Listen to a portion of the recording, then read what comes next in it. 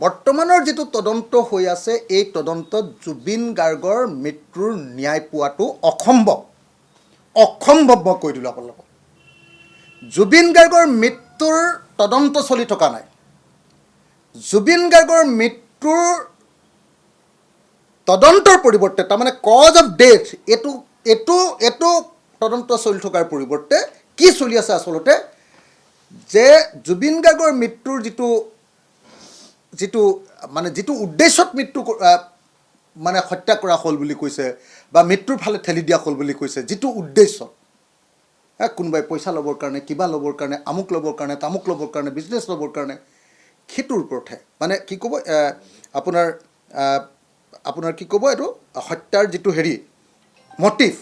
অকল মটিভক লৈহে এতিয়ালৈকে তদন্ত চলি আছে হত্যাকাণ্ডৰ যদি তদন্ত হ'ব লাগিব প্লেচ অফ অকাৰেঞ্চ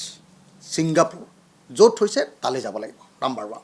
তদন্তটো তাত কৰিব লাগিব নাম্বাৰ 1 নাম্বাৰ 2 তদন্ত যদি কৰিব লাগে আইঅ ইনভেষ্টিগেশ্যন অফিচাৰ আৰু চিআইঅ চিফ ইনভেষ্টিগেটিং অফিচাৰ এই দুইজনে গৈ বা যিকোনো এজনে গৈ ছিংগাপুৰত গৈ তদন্ত কৰিব লাগিব আজিলৈকে আইঅ আৰু চিআইঅ এদিনৰ কাৰণেও ছিংগাপুৰলৈ যোৱা নাই এটোকে অসমীয়াত কৈ নগৈ গড় গাঁৱৰ বাতৰি দিয়া ছিংগাপুৰলৈ নোযোৱাকৈ ছিংগাপুৰত হোৱা হত্যাকাণ্ডৰ বিচাৰ কৰি আছে মোৰ কথাটো একদম স্পষ্ট যে হিমন্ত বিশ্ব শৰ্মাই আচলতে জুবিন গাৰ্গৰ ন্যায় দিব খোজা নাই হিমন্ত বিশ্ব শৰ্মাই আপোনাৰ শ্যামকানু মহন্ত আৰু সিদ্ধাৰ্থ শৰ্মাক বচাব খুজিছে হিমন্ত বিশ্ব শৰ্মাই শ্যামকানু মহন্ত আৰু সিদ্ধাৰ্থক যেনে তেনে ইলেকশ্যনৰ সময়লৈকে ৰাখি থ'ব খুজিছে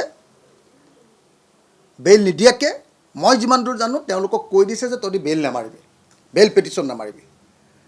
আৰু বেইল পেটিশ্যন মাৰিলে তহঁতৰ ওপৰত ইডি ভালকৈ টানি লগাই দিম তেতিয়া আকৌ তাতে ৰখাই দিম এনেকৈ কৈছে কাৰণ মই ভাবোঁ যে আহক আমি সকলোৱে মিলি